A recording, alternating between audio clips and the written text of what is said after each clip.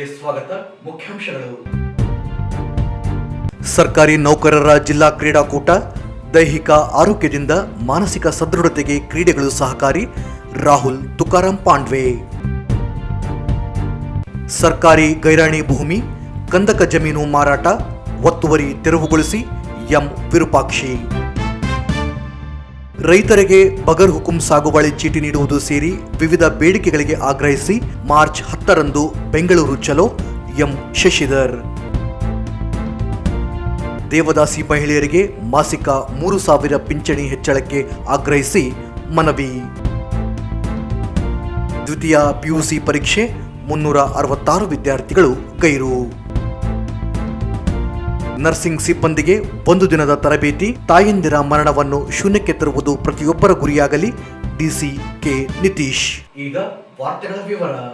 ಕ್ರೀಡಾಕೂಟಗಳಿಂದ ದೈಹಿಕ ಆರೋಗ್ಯದ ಜೊತೆಗೆ ಮಾನಸಿಕ ಆರೋಗ್ಯವು ವೃದ್ಧಿಸುತ್ತದೆ ಎಂದು ಜಿಲ್ಲಾ ಪಂಚಾಯತ್ ಮುಖ್ಯ ಕಾರ್ಯನಿರ್ವಾಹಕ ಅಧಿಕಾರಿ ರಾಹುಲ್ ತುಕಾರಾಂ ಪಾಂಡ್ವೆ ಹೇಳಿದರು. ಅವರಿಂದು ನಗರದ ಮಹಾತ್ಮ ಗಾಂಧಿ ಜಿಲ್ಲಾ ಕ್ರೀಡಾಂಗಣದಲ್ಲಿ ಜಿಲ್ಲಾಡಳಿತ, ಜಿಲ್ಲಾ ಪಂಚಾಯತ್, ಯುವ ಸಬಲೀಕರಣ ಮತ್ತು ಕ್ರೀಡಾ ಇಲಾಖೆ, ಕರ್ನಾಟಕ ರಾಜ್ಯ ಸರ್ಕಾರಿ ನೌಕರರ ಸಂಘ ಜಿಲ್ಲಾ ಘಟಕದಿಂದ ಹಮ್ಮಿಕೊಂಡಿದ್ದ ರಾಯಚೂರು ಜಿಲ್ಲಾ ಮಟ್ಟದ ರಾಜ್ಯ ಸರ್ಕಾರಿ ನೌಕರರ ಕ್ರೀಡಾಕೂಟ ಹಾಗೂ ಸಾಂಸ್ಕೃತಿಕ ಸ್ಪರ್ಧೆಗಳಿಗೆ ಚಾಲನೆ ನೀಡಿ ಮಾತನಾಡಿದರು. ಸರ್ಕಾರಿ ನೌಕರರು ದಿನನಿತ್ಯ ಒತ್ತಡದಲ್ಲಿ ಕೆಲಸ ಮಾಡುತ್ತಿದ್ದಾರೆ. ಒತ್ತಡದ ಕೆಲಸ ಕಾರ್ಯಗಳ ಮಧ್ಯೆ ಕ್ರೀಡೆಗಳಲ್ಲಿ ಭಾಗವಹಿಸಿ ಮಾನಸಿಕ ನೆಮ್ಮದಿಯನ್ನು ಪಡೆದುಕೊಳ್ಳಬೇಕಾದ. ಇದಲ್ಲದೆ ಕ್ರೀಡಾಕೂಟದಲ್ಲಿ ಆತ್ಮೀಯತೆಯನ್ನು ಬಳಸಿಕೊಳ್ಳಬಹುದಾಗಿದೆ. ಈ 2 ದಿನಗಳ ಕ್ರೀಡಾಕೂಟವನ್ನು ಸರ್ಕಾರಿ ನೌಕರರು ಆನಂದದಿಂದ ಅನುಭವಿಸಬೇಕು ಎಂದರು. ಸ್ಪರ್ಧೆಯಲ್ಲಿ ಗೆಲುವು ಸೋಲು ಸಹಜ, ಆದರೆ ಭಾಗವಹಿಸುವ ಇಚ್ಛಾಶಕ್ತಿ ಇರಬೇಕು. ಸಕ್ರಿಯವಾಗಿ ಭಾಗವಹಿಸಿ ಕ್ರೀಡೆಗಳಲ್ಲಿ ತಾಲೂಕುಗಳನ್ನು ಗೆಲ್ಲಿಸಲು ಪ್ರತಿಯೊಬ್ಬರೂ ಮುಂದಾಗಬೇಕು ಎಂದು ಅಭಿಪ್ರಾಯ ವ್ಯಕ್ತಪಡಿಸಿದರು.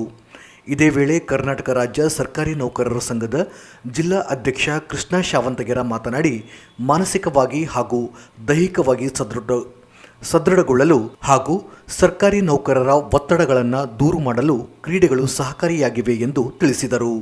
ಯುವ ಸಬಲೀಕರಣ ಮತ್ತು ಕ್ರೀಡಾ ಇಲಾಖೆ ಸಹಾಯಕ ನಿರ್ದೇಶಕ ವೀರೇಶ್ ನಾಯಕ್ ಪ್ರಾಸ್ತಾವಿಕವಾಗಿ ಮಾತನಾಡಿ, ಸರ್ಕಾರಿ ನೌಕರರು ಒತ್ತಡದ ಕರ್ತವ್ಯ ನಿರ್ವಹಣೆಯ ನಡುವೆ ವೈಯಕ್ತಿಕ ಆರೋಗ್ಯಕ್ಕೂ ಗಮನ ಕೊಡಬೇಕು.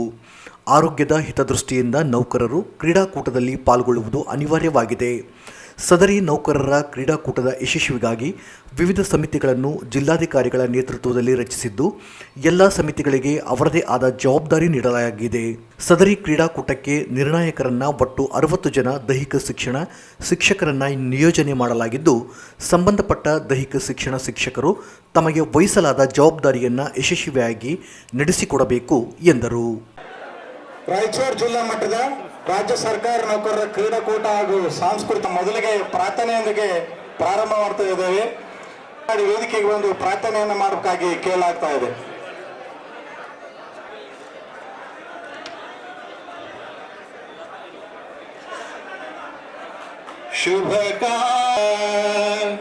ಶುಭಕಾಯ ಗುರುರಾಯ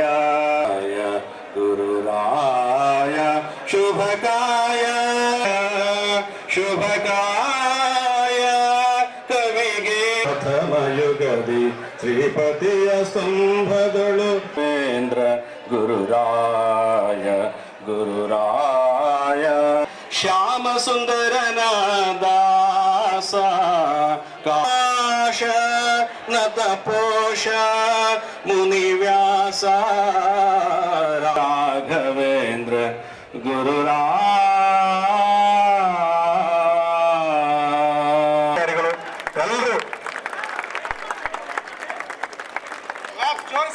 ಜೋರಾದ ಚಪ್ಪಲದೊಂದಿಗೆ ಕ್ರೀಡಾ ಧ್ವಜಾರೋಹಣ ಕಾರ್ಯಕ್ರಮವನ್ನು ನೆರವೇರಿಸಿದ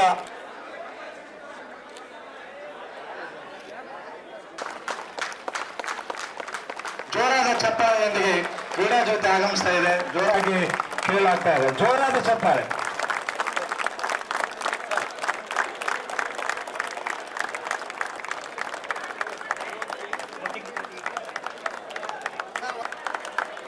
ಈಗ ಪ್ರತಿಜ್ಞೆ ಇದೆ. ಗಣ್ಯಮಾನ್ಯ ಮಟ್ಟದ ನೌಕರರ ಕ್ರೀಡಾಕೂಟದಲ್ಲಿ ಭಾಗವಹಿಸಿರುವಂತಹ ಎಲ್ಲಾ ಕ್ರೀಡಾಪಟುಗಳು ಕ್ರೀಡೆಯ ನೀತಿ ನಿಯಮಗಳಿಗೆ ನೀಡಿದ ನಿರ್ಣಯ ಬದ್ಧರಾಗಿ ಕ್ರೀಡಾ ಮನೋಭಾವ ಭಾಗವಹಿಸುತ್ತೇವೆಂದು ಪ್ರತಿಜ್ಞೆ ಮಾಡುತ್ತೇವೆ. ಜೈ ಹಿಂದ್, ಜೈ ಕರ್ನಾಟಕ, ಜೈ ಸರ್ಕಾರಿ ನೌಕರರ ಸಂಘ. ಧನ್ಯವಾದ. ॐ मूलतो ब्रह्मरूपाय मध्यतो विष्णुवाय वृक्षराजाय ते नमः. वृक्षराजाय ते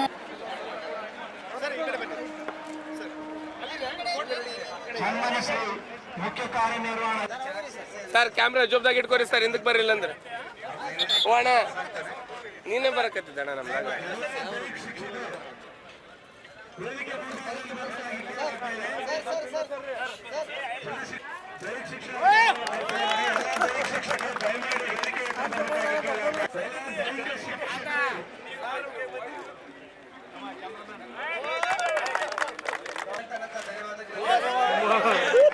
ಹೆಸರಿಲಾಗಿದೆ. ಇದು ಕ್ರೀಡಾಕೂಟ ನೀವು ಈಗ ನೋಡಬಹುದು. ಎಲ್ಲ ಅವರು ಬೇರೆ ಬೇರೆ ಯೂನಿಫಾರ್ಮ್ಸ್ ಜೊತೆಗೆ ಎಲ್ಲ ತಾಲೂಕಿಂದ ಬಂದಿದ್ದಾರೆ. ಮತ್ತೆ ಬೇರೆ ಬೇರೆ ಎಲ್ಲ ಕ್ರೀಡಾ ಪ್ರಕಾರ ಅಲ್ಲಿ ಈಗ ಪ್ರಾಕ್ಟೀಸ್ ಮಾಡ್ತಾ ಇದ್ದಾರೆ. ಕೆಲವು ಜನ ಕ್ರಿಕೆಟ್ ಮಾಡ್ತಾರೆ, ಕೆಲವು ಖೋ ಖೋ, ಕಬಡ್ಡಿ ಇದು ಎಲ್ಲ ತಯಾರಿ ಆಗಿದೆ. ಸೊ ಈಗ ನಮ್ಮ ದೈನಂದಿನ ಏನು ಸ್ಟ್ರೆಸ್ ಟೆನ್ಷನ್ ಏನಿರುತ್ತೆ ನಮ್ಮ ಸರ್ಕಾರಿ ನೌಕರ ಮೇಲೆ, ಅದು ಎಲ್ಲ ಸ್ವಲ್ಪ ಬಿಟ್ಟು 2 ದಿನ ನಾವು ಇದು ಕ್ರೀಡಾಕೂಟ ಮಾಡಿದ್ರೆ ನಮ್ಮ ಮಾನಸಿಕ ಆರೋಗ್ಯ ಸಲುವಾಗಿ ಕೂಡ ತುಂಬಾ ಒಳ್ಳೆ ಇರುತ್ತೆ. ಜೊತೆಗೆ ನೀವು ಎಲ್ಲ ಆಫೀಸಲ್ಲಿ ಸಿಗ್ತೀರಿ, but as a team, okay, ತಂಡ ಅಂತ ಒಂದು ಟೀಮ್ ಗೇಮ್ ಅಲ್ಲಿ ನೀವು ಭಾಗವಹಿಸಿದ್ರೆ, ಕಾಂಪಿಟೇಟಿವ್ ಸ್ಪಿರಿಟ್ ಜೊತೆ ನೀವು ಭಾಗವಹಿಸಿದ್ರೆ ಅದು ಬಾಂಡಿಂಗ್ ಬೇರೆ ಇರುತ್ತೆ. ಸೊ ಅದು ಪ್ರೊಫೆಷನಲ್ ಮತ್ತೆ ಪರ್ಸನಲ್ ಬಾಂಡಿಂಗ್ ಸಲುವಾಗಿ ಕೂಡ ಇದು ಕ್ರೀಡಾಕೂಟ ತುಂಬಾ ಮಹತ್ವಪೂರ್ಣ ಕಾರ್ಯಕ್ರಮ ಇದೆ. ಸೊ ನಾನು ಎಲ್ಲ ಆಟಗಾರರಿಗೆ, ಎಲ್ಲ ತಂಡಗೆ ನಾನು ನಮ್ಮಿಂದ ಅಭಿನಂದಿಸ್ತೀನಿ.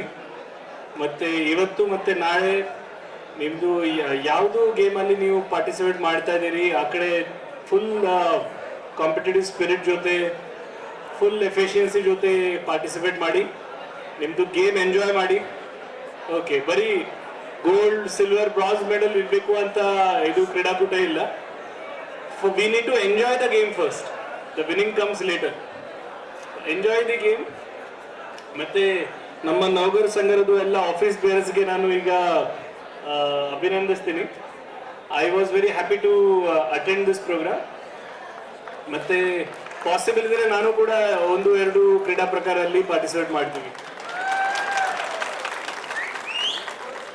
ಸೊ ಈ ಹೇಳ್ತಾ ನಾನು ಈಗ ಜಾಸ್ತಿ ಟೈಮ್ ತಗೊಳ್ಳಿಲ್ಲ, ಈಗ ಅದು ಆಟ ಸ್ಟಾರ್ಟ್.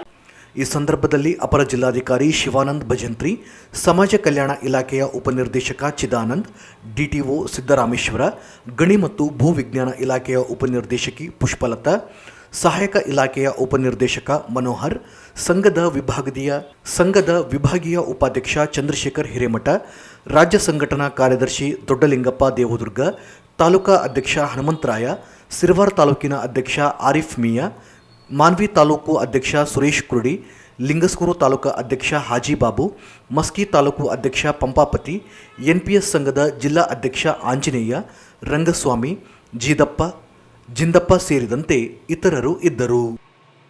ಕೋಟೆ ಕಂದಕ ಸರ್ಕಾರಿ ಗೈರಾಣಿ ಭೂಮಿಯಲ್ಲಿ ನಗರಸಭೆ ಅಧಿಕಾರಿಗಳು ಶಾಮೀಲಾಗಿ ನಕಲಿ ದಾಖಲೆ ಸೃಷ್ಟಿಸಿ ಮಾರಾಟ ಜಾಲ ಮುಂದುವರಿಸಿದ್ದು, ಕೂಡಲೇ ಜಿಲ್ಲಾಧಿಕಾರಿಗಳು ನೃಪತುಂಗ ಹೋಟೆಲ್, ರಂಜಿತಾ ಪ್ಯಾಲೇಸ್ ಮತ್ತು ಪಕ್ಕದ ಹೊಸದಾಗಿ ನಿರ್ಮಾಣವಾಗುತ್ತಿರುವ ಶಾಪಿಂಗ್ ಮಾಲ್ ಒತ್ತುವರಿ ತೆರವುಗೊಳಿಸಬೇಕು ಎಂದು ಜೆಡಿಎಸ್ ಜಿಲ್ಲಾಧ್ಯಕ್ಷ ಎಂ ವಿರೂಪಾಕ್ಷಿ ಆಗ್ರಹಿಸಿದರು.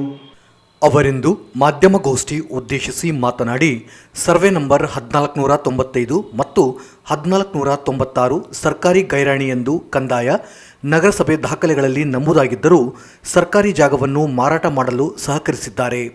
1495ರಲ್ಲಿ 2 ಎಕರೆ 9 ಗುಂಟೆ, 1496 2 ಎಕರೆ 22 ಗುಂಟೆ ಜಮೀನು ಕಂದಾಯ ದಾಖಲದಲ್ಲಿದೆ. ಆದರೆ ನಗರಸಭೆ ಅಧಿಕಾರಿಗಳು ಜನಪ್ರತಿನಿಧಿಗಳು ಸೇರಿ ನಿವೇಶನಗಳನ್ನು ಮಾಡಿ ಸಂಖ್ಯೆ ನೀಡಿ ಮಾರಾಟ ಮಾಡಿದ್ದಾರೆ. MPL 1-10-73/1 (0) 1-10-149 N 1-7-73 (0) 1-10-150 N 1-10-73/1 1-10-150 1-10-150/1 1-10-151/1 A 1-10-71/72/48 1-10-72/47 0 1-10-141/47 N ನಿವೇಶನಗಳನ್ನು ನಕಲಿಯಾಗಿ ಸೃಷ್ಟಿಸಿ ಬೇರೆಯವರಿಗೆ ಮಾರಾಟ ಮಾಡಲಾಗಿದೆ. 4-5 ಜನರಿಗೆ ಮಾರಾಟ ಮಾಡಲಾಗಿದೆ. ಪ್ರಾಚ್ಯವಸ್ತು ಇಲಾಖೆ ನಿಯಮಗಳನ್ನು ಉಲ್ಲಂಘಿಸಿ ಕಟ್ಟಡ ಪರವಾನಗಿ ನೀಡಲಾಗಿದೆ. ಕಂದಾಯ ಇಲಾಖೆ ಕಾರ್ಯದರ್ಶಿ ತಂಗರಾಜ್ ನೀಡಿರುವ ಆದೇಶದ ಉಲ್ಲಂಘನೆಯಾಗಿದೆ. ಅಲ್ಲದೆ ಹೈಕೋರ್ಟ್ ಸಹ ಕೋಟೆ ಹತ್ತಿರ 100 ಮೀಟರ್ ಒಳಗೆ ಕಟ್ಟಡ ನಿರ್ಮಾಣಕ್ಕೆ ಅವಕಾಶ ನೀಡದಂತೆ ಸೂಚಿಸಿದೆ. ಆದರೆ ನಗರದಲ್ಲಿ ಯಾವ ನಿಯಮಗಳು ಪಾಲನೆಯಾಗುತ್ತಿಲ್ಲ. ಈ ಕುರಿತು ಜಿಲ್ಲಾಧಿಕಾರಿಗಳಿಗೆ ದೂರು ನೀಡಲಾಗಿದೆ.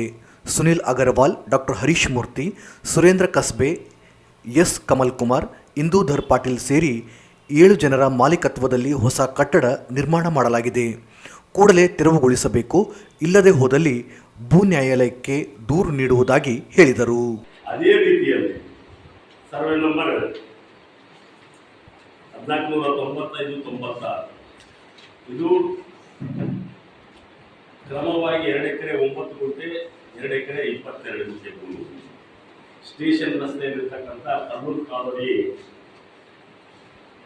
ಮತ್ತು Ranjitha palace and Nrupatunga and Kalluru ಕಾಲೋನಿಯ ಇದರಲ್ಲಿ ಬರ್ತಕ್ಕಂಥ ಈ ಲ್ಯಾಂಡ್ ಇದು ಸರ್ಕಾರಕ್ಕೆ ಇವತ್ತಿನವರೆಗೆ ಕೂಡ ಕಂದಾಯ ದಾಖಲೆಗಳಲ್ಲಿ ಸ್ಪಷ್ಟವಾಗಿ ಪಾಣಿಗಳಲ್ಲಿ ಕಂದಾಯ ದಾಖಲೆಗಳ 1954ರಿಂದ ಖಾಸಾ ಪಾಣಿಯಿಂದ ಹಿಡಿದುಕೊಂಡು ಇವತ್ತಿನ ದಾಖಲೆವರೆಗೂ ಕೂಡ ಕಂದಾಯ ಇಲಾಖೆಗೆ ಸೇರಿರ್ತಕ್ಕಂಥದ್ದನ್ನ ದಾಖಲೆಗಳು ಹೇಳ್ತಾರೆ. ಈ ಭೂಮಿಗಳಿಗೆ ನಗರಸಭೆಯಲ್ಲಿ ಕೋಟಾ ನಿವೇಶನ ಸಂಖ್ಯೆಗಳನ್ನು ಮಾಡ್ತಕ್ಕಂಥದ್ದು ಬಹಳ ದೊಡ್ಡ ಜಾಗ. ಇದಕ್ಕೆ ಇಲ್ಲಿ ಏನು ಮಾಡಿದ್ದಾರೆ ಅಂತಂದ್ರೆ ಈ ಸರ್ವೆ ನಂಬರ್ಗಳಿಗೆ ಮುನ್ಸಿಪಲ್ ನಂಬರ್ಗಳನ್ನು ಹಾಕಿದ್ದಾರೆ. 1-10-73/1 1-10-73/2 ಇವೆಲ್ಲ ಕೂಡ ನಿಮ್ಗೆ ಕೊಟ್ಟಿರ್ತಕ್ಕಂಥ ಎಲ್ಲ ಕೂಡ ಈ ಸಂಖ್ಯೆಗಳನ್ನು ನೋಡಿದ್ರೆ ಬೋಲ್ಡ್ 1-10-73 1-73 1-73 ಇವೆಲ್ಲ ಕೂಡ ಒಂದೇ ನಂಬರ್ಗೆ ಹೊಸ ನಂಬರ್ಗಳನ್ನು ಈಗ ಕೊಟ್ಟಿರ್ತಕ್ಕಂಥದ್ದು. ಇದು ನಗರಸಭೆಯವರು ನಂಬರ್ಗಳನ್ನು ಕೊಟ್ಟ ನಂತರ ಆ ಅತಿಕ್ರಮಣದಾರರು ಮತ್ತೊಬ್ಬರಿಗೆ ಹೆಸರಲ್ಲಿ ರಿಜಿಸ್ಟ್ರೇಷನ್ ಮಾಡೋದು, ಅಲ್ಲೊಂದು ಸೇಲ್ ಡೀಡ್ ಕ್ರಿಯೇಟ್ ಮಾಡೋದು, ಅದಾದ ನಂತರ ಇನ್ನೊಂದು ಸೇಲ್ ಡೀಡ್ ಅಲ್ಲಿ ಕ್ರಿಯೇಟ್ ಮಾಡೋದು. ಆವಾಗ 2-3 ಸೇಲ್ ಡೀಡ್ಗಳಾದ ನಂತರ ಇದು ಲಿಂಕ್ ಡಾಕ್ಯುಮೆಂಟ್ ಸಿಗುತ್ತೆ ಅಂತಕ್ಕಂಥ ನಿಟ್ಟಿನಲ್ಲಿ ಇವತ್ತು ಮಾರಾಟ ಮಾಡಿಕೊಂಡು ಇವತ್ತು ದೊಡ್ಡ ದೊಡ್ಡ ಕಾಂಪಿಟೇಷನ್ ಕಟ್ತಾರೆ. ಕಂದಕ್ಕೆ ಹೊಂದಿಕೊಂಡಿರೋದ್ರಿಂದ ಕೋಟೆ ಕರ್ನಾಟಕ ಪುರಾತನ ಮತ್ತು ಚಾರಿತ್ರಿಕ ಸ್ಮಾರಕಗಳ ಪುರಾತತ್ವ ನಿವೇಶನಗಳ ಇಲಾಖೆ ಆಧೀನ 1991-92 ಈ ಒಂದು ಆದೇಶ ಕರ್ನಾಟಕ ರಾಜ್ಯ ಪತ್ರ ಇದರಲ್ಲಿ ಕೋಟೆ ಕಂದಕ ಬಿಟ್ಟು 100 ಮೀಟರ್ ದೂರದಲ್ಲಿ ಯಾವುದೇ ಕಟ್ಟಡಗಳನ್ನು ಕಟ್ಟಬೇಕಂತಕ್ಕಂಥದ್ದನ್ನ ಸರ್ಕಾರ ಕರ್ನಾಟಕ ರಾಜ್ಯ ಪತ್ರದಲ್ಲಿ ಮಾಡಿದೆ. ಈ ಸಂದರ್ಭದಲ್ಲಿ ಸಣ್ಣ ನರಸಿಂಹ ನಾಯಕ್, ವಿಶ್ವನಾಥ್ ಪಟ್ಟಿ, ಹಂಪಯ್ಯ ನಾಯಕ್ ಸೇರಿ ಅನೇಕರು ಇದ್ದರು. ಕನಿಷ್ಠ ಬೆಂಬಲ ಬೆಲೆ ಕಾಯ್ದೆ ರೂಪಿಸಿ ಹೊಸ ಕೃಷಿ ಮಾರುಕಟ್ಟೆ ಚೌಕಟ್ಟು ನೀತಿಯನ್ನು ಕೈಬಿಡುವುದು ಸೇರಿದಂತೆ ಪ್ರಮುಖ ಬೇಡಿಕೆಗಳಿಗೆ ಆಗ್ರಹಿಸಿ ಅಖಿಲ ಭಾರತ ರೈತ ಕೃಷಿ ಕಾರ್ಮಿಕರ ಸಂಘಟನೆ ಮಾರ್ಚ್ 10ರಂದು ಬೆಂಗಳೂರು ಚಲೋ ಪ್ರತಿಭಟನೆ ನಡೆಯಲಿದೆ ಎಂದು ಸಂಘಟನೆ ರಾಜ್ಯಾಧ್ಯಕ್ಷ ಎಂ ಶಶಿಧರ್ ಹೇಳಿದರು. ಅವರಿಂದು ಮಾಧ್ಯಮಗೋಷ್ಠಿ ಉದ್ದೇಶಿಸಿ ಮಾತನಾಡಿ, ರೈತರ ಆದಾಯ ದುಪ್ಪಟ್ಟು ಮಾಡುವುದಾಗಿ ಭರವಸೆ ನೀಡಿದ್ದ ಬಿಜೆಪಿ ನೇತೃತ್ವದ ಕೇಂದ್ರ ಸರ್ಕಾರ ರೈತರು ಬೆಳೆಗಳಿಗೆ ಕನಿಷ್ಠ ಬೆಂಬಲ ಬೆಲೆ ಕಾಯ್ದೆ ರೂಪಿಸಲು ಹಿಂದೇಟು ಹಾಕುತ್ತಿದೆ. ರೈತ ವಿರೋಧಿಯಾಗಿರುವ ಕಾಯ್ದೆಗಳನ್ನು ರೂಪಿಸಿ ಕಾರ್ಪೊರೇಟ್ ಕೃಷಿಗೆ ಅನುಕೂಲವಾಗುವಂತೆ ನೀತಿ ರೂಪಿಸಲು ಹೊರಟಿರುವುದು ರೈತ ವಿರೋಧಿಯಾಗಿದೆ. ಕೇಂದ್ರ ನೀತಿಗಳನ್ನೇ ರಾಜ್ಯದ ಕಾಂಗ್ರೆಸ್ ಸರ್ಕಾರ ಮುಂದುವರಿಸಿದೆ. ಕೇಂದ್ರ ರದ್ದುಗೊಳಿಸಿರುವ 3 ಕಾಯ್ದೆಗಳನ್ನು ಕಾಂಗ್ರೆಸ್ ಸರ್ಕಾರ ರಾಜ್ಯದಲ್ಲಿ ಮುಂದುವರಿಸಿದೆ. ಅಲ್ಲದೆ ವಿದ್ಯುತ್ ಕಾಯ್ದೆ, ಉದ್ಯೋಗ ಖಾತ್ರಿ ಯೋಜನೆಯಡಿ 600 ಕೂಲಿ ಹಣ ನಿಗದಿ, ಬಗರ್ ಹುಕುಂ ಸಾಗುವಳಿದಾರರಿಗೆ ಹಕ್ಕುಪತ್ರ ನೀಡುವ ಕುರಿತು ಸರ್ಕಾರಗಳು ಸ್ಪಂದಿಸುತ್ತಿಲ್ಲ. ಸರ್ಕಾರಗಳ ನಿರ್ಲಕ್ಷ್ಯ ವಿರೋಧಿ ರಾಜ್ಯದ ವಿವಿಧ ಜಿಲ್ಲೆಗಳಿಂದ ರೈತರು, ಕೂಲಿ ಕಾರ್ಮಿಕರು ಭಾಗವಹಿಸಲಿದ್ದಾರೆ. ಬೆಂಗಳೂರಿನ ಫ್ರೀಡಂ ಪಾರ್ಕ್ನಲ್ಲಿ ನಡೆಯಲಿರುವ ಹೋರಾಟವನ್ನು ರೈತರು ಬೆಂಬಲಿಸಿ ಭಾಗವಹಿಸುವಂತೆ ಮನವಿ ಮಾಡಿದರು. ಇಡೀ ದೇಶದಾದ್ಯಂತ 24ನೇ ತಾರೀಕು ಅವರು ಸಂಘಟಿಸಿದ್ರು. ಇಲ್ಲಿ ಕರ್ನಾಟಕ ಮತ್ತು ಆಂಧ್ರದಲ್ಲಿ ನಾವು ಬೇರೆ ಬೇರೆ ದಿನಾಂಕ ಇಟ್ಕೊಂಡಿದ್ವಿ. ಹಾಗೆಯೇ ಕರ್ನಾಟಕದಲ್ಲಿ ಮಾರ್ಚ್ 10ನೇ ತಾರೀಕು ಈ ಹೋರಾಟವನ್ನು ಸಂಘಟಿಸ್ತಾರೆ. ಸೊ ಸ್ನೇಹಿತರೆ, ಮುಖ್ಯವಾಗಿ ನಾವು 3 ಬೇಡಿಕೆಗಳನ್ನ ಇಟ್ಕೊಂಡು ಹಾಗೂ ಇತರ ಬೇಡಿಕೆಗಳ ಬಗ್ಗೆ ಈ ಹೋರಾಟ ಮಾಡ್ತಾ ಇದ್ದೀವಿ.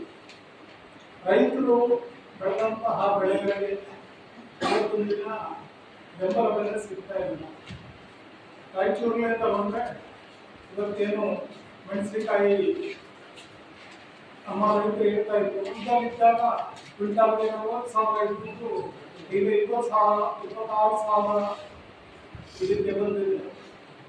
ಸೊ ಇದೇ ರೀತಿ ಭತ್ತ, ಹತ್ತಿ ಹಿಂದಿದ್ರೆ ಇದು ಸತತವಾಗಿ ಬೀಳ್ತಾ ಇದೆ. ಇದಕ್ಕೆ ಮುಖ್ಯ ಕಾರಣ ಅಂತ ಹೇಳಿದ್ರೆ ಇವತ್ತು ಸರ್ಕಾರದ ನೀತಿಗಳಿಂದ ಇವತ್ತು ರೈತರು ಬಹಳ ಹೈರಾಣ ಆಗ್ತಾ ಇದೆ. ಈಗಾಗಲೇ ಹೇಳಿದ್ರು, 3 ವರ್ಷದಲ್ಲಿ ಅನ್ನ ಬೆಳೆಯನ್ನ ರೈತರೇ ಇವತ್ತು ಆತ್ಮಹತ್ಯೆ ಮೊರೆ ಹೋಗ್ತಾ ಇದ್ದಾರೆ. ಅಂದ್ರೆ ಇದು ಪ್ರಜಾಪ್ರಭುತ್ವದ ಸರ್ಕಾರಗಳಿಗೆ ಅತ್ಯಂತ ನಾಚಿಕೆ ಆಗುವಂತ ವಿಷಯ. ಎಲ್ಲರೂ ಕೂಡ ರೈತರ ಹೆಸರಲ್ಲಿ ಅಧಿಕಾರಕ್ಕೆ ಬರ್ತಾರೆ. ಆದರೆ ಬಂದ ನಂತರ ಬಂಡವಾಳಿಗರ ಪರ ನೀತಿಗಳನ್ನ ತಗೋತಾ ಇದ್ದಾರೆ. ಈ ಹಿಂದೆ ದೆಹಲಿನಲ್ಲಿ ಈ ಸಂದರ್ಭದಲ್ಲಿ ಸಂಘಟನೆ ಜಿಲ್ಲಾ ಕಾರ್ಯದರ್ಶಿ ಮಲ್ಲನಗೌಡ, ವೀರೇಶ್ ಜಕ್ಕಲದಿನ್ನಿ, ಹನುಮಯ್ಯ, ವೀರೇಶ್ ಕಲ್ಲೂರು, ರಿಹಾವುದ್ದೀನ್, ಮಹಮ್ಮದ್ ಗೌಸ್ ಇದ್ದರು. ದೇವದಾಸಿ ಮಹಿಳೆಯರಿಗೆ ಮಾಸಿಕ ಪಿಂಚಣಿಯನ್ನು 3,000 ರೂಪಾಯಿಗಳಿಗೆ ಹೆಚ್ಚಿಸುವುದು ಹಾಗೂ ದೇವದಾಸಿಯರ ಸಮೀಕ್ಷೆಗೆ ಅಂಗನವಾಡಿ ಕೇಂದ್ರಗಳ ಮೂಲಕ ನಡೆಸುವುದು ಸೇರಿದಂತೆ ವಿವಿಧ ಬೇಡಿಕೆಗಳಿಗೆ ಆಗ್ರಹಿಸಿ ದೇವದಾಸಿ ಮಹಿಳೆಯರ ವಿಮೋಚನಾ ಸಂಘದಿಂದ ಒತ್ತಾಯಿಸಲಾಯಿತು. ಸಂಘಟನೆ ಪದಾಧಿಕಾರಿಗಳು ಡಿಸಿ ಕಚೇರಿ ಮುಂದೆ ಪ್ರತಿಭಟನೆ ನಡೆಸಿ ಹಕ್ಕೊತ್ತಾಯ ಮನವಿ ಪತ್ರ ಸಲ್ಲಿಸಿದರು. ದೇವದಾಸಿ ಮಹಿಳೆಯರು ಕುಟುಂಬ ಸಮೇತರಾಗಿ ಆನ್ಲೈನ್ ಮೂಲಕ ನೋಂದಾಯಿಸುವ ಕಷ್ಟವಾಗಿದ್ದು, ಅಂಗನವಾಡಿ ಕೇಂದ್ರಗಳ ಮೂಲಕ ಸಮೀಕ್ಷೆ ಮಾಹಿತಿ ನೀಡುವ ವ್ಯವಸ್ಥೆ ಜಾರಿಗೊಳಿಸಬೇಕು. ದೇವದಾಸಿ ಮಹಿಳೆಯರಿಗೆ ಸ್ವಯಂ ಉದ್ಯೋಗಕ್ಕಾಗಿ 1.50 ರೂಪಾಯಿ ಆರ್ಥಿಕ ನೆರವು ನೀಡುವ ಯೋಜನೆ ಜಾರಿಗೊಳಿಸಬೇಕು. ಉಚಿತ ನಿವೇಶನ ಹಂಚಿಕೆ ಜೊತೆಗೆ ಮನೆಯನ್ನು ನಿರ್ಮಿಸಲು ಯೋಜನೆ ರೂಪಿಸಬೇಕು. ರಾಜೀವ್ ಗಾಂಧಿ ವಸತಿ ನಿಗಮದಿಂದ ನಿರ್ಮಿಸಲಾಗುತ್ತಿರುವ ಮನೆಗಳಿಗೆ ವಂತಿಗೆ ಹಣ ಫಲಾನುಭವಿಗಳು ತುಂಬುವಂತೆ ಕೇಳಲಾಗುತ್ತಿದೆ. ಹಣ ಪಾವತಿಸುವ ಶಕ್ತಿ ದೇವದಾಸಿ ಮಹಿಳೆಯರಿಂದ ಸಾಧ್ಯವಾಗುವುದಿಲ್ಲ. ಸರ್ಕಾರವೇ ವಂತಿಗೆ ಹಣ ತುಂಬಿ ಮನೆ ನಿರ್ಮಿಸಿಕೊಡಬೇಕು. ದೇವದಾಸಿ ಮಹಿಳೆಯರ ಕುಟುಂಬಕ್ಕೆ 5 ಎಕರೆ ನೀರಾವರಿ ಭೂಮಿ ಒದಗಿಸಬೇಕು. ರಾಯಚೂರು ತಾಲೂಕಿನ ದೇವದಾಸಿ ಮಹಿಳೆಯರ ವಸತಿ ನಿರ್ಮಾಣ ಕಾಮಗಾರಿ ನಿಧಾನಗತಿಯಿಂದ ನಡೆಯುತ್ತಿದ್ದು, ಕೂಡಲೇ ಕಾಮಗಾರಿ ವೇಗ ಹೆಚ್ಚಿಸಬೇಕೆಂದು ಆಗ್ರಹಿಸಿದ ಮನವಿ ಸಲ್ಲಿಸಲಾಯಿತು.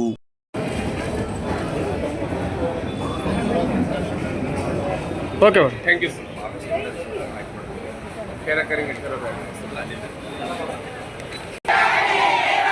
ಕರ್ನಾಟಕ ರಾಜ್ಯ ದೇವದಾಸಿ ಮಹಿಳಾ ವಿಮೋಚನಾ ಸಂಘದ ಹೋರಾಟಕ್ಕೆ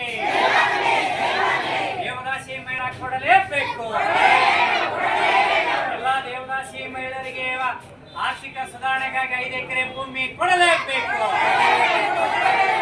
ದೇವದಾಸಿ ಮಹಿಳೆಯರಿಗೆ ಪುನರ್ವಸತಿಗಾಗಿ ಮನೆಗಳ ನಿರ್ಮಾಣ ಕಾರ್ಯ ತೀವ್ರಗತಿಗೊಳಿಸಲೇಬೇಕು. ದೇವದಾಸಿ ಮಹಿಳೆಯರ ಕುಟುಂಬಗಳ ಸರ್ವೆ ಮಾಡಲೇಬೇಕು. ಒಂದು ನಿಮಿಷ ಸರ್, ಇಲ್ಲಿ ನೋಡಿ ಸರ್, ನೀವು ಬಿಡ್ರಿ, ಕೈ ಬಿಡ್ರಿ ನೀವು.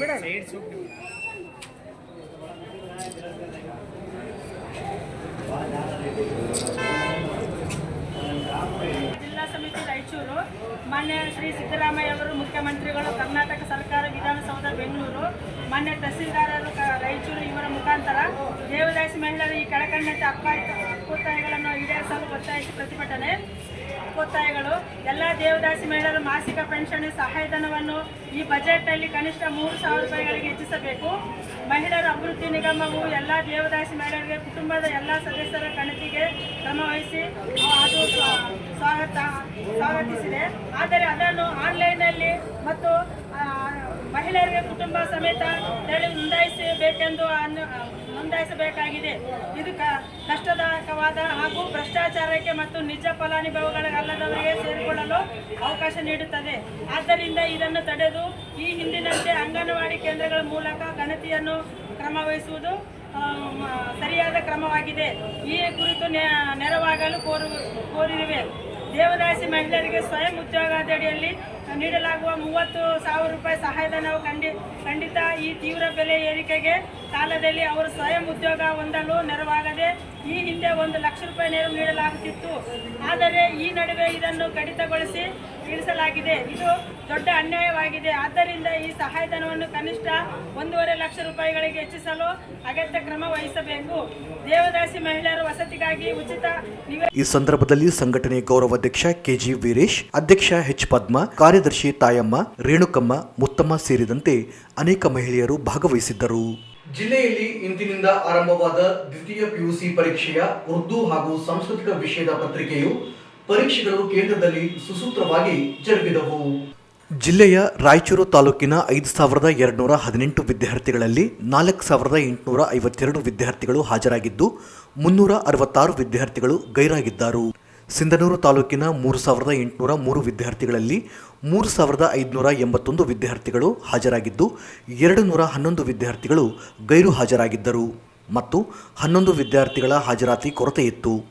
ಮಾನ್ವಿ ತಾಲೂಕಿನ 1,956 ವಿದ್ಯಾರ್ಥಿಗಳಲ್ಲಿ 1,838 ವಿದ್ಯಾರ್ಥಿಗಳು ಹಾಜರಾಗಿದ್ದು 113 ವಿದ್ಯಾರ್ಥಿಗಳು ಗೈರು ಹಾಜರಾಗಿದ್ದರು ಮತ್ತು 4 ವಿದ್ಯಾರ್ಥಿಗಳ ಹಾಜರಾತಿ ಕೊರತೆಯಿತ್ತು. ಲಿಂಗಸ್ಕೂರು ತಾಲೂಕಿನ 4,295 ವಿದ್ಯಾರ್ಥಿಗಳಲ್ಲಿ 4,077 ವಿದ್ಯಾರ್ಥಿಗಳು ಹಾಜರಾಗಿದ್ದು 218 ವಿದ್ಯಾರ್ಥಿಗಳು ಗೈರು ಹಾಜರಾಗಿದ್ದರು. ದೇವದುರ್ಗ ತಾಲೂಕಿನ 2,174 ವಿದ್ಯಾರ್ಥಿಗಳಲ್ಲಿ 1,940 ವಿದ್ಯಾರ್ಥಿಗಳು ಹಾಜರಾಗಿದ್ದು 228 ವಿದ್ಯಾರ್ಥಿಗಳು ಗೈರು ಹಾಜರಾಗಿದ್ದು 6 ವಿದ್ಯಾರ್ಥಿಗಳ ಹಾಜರಾತಿ ಕೊರತೆಯಿತ್ತು.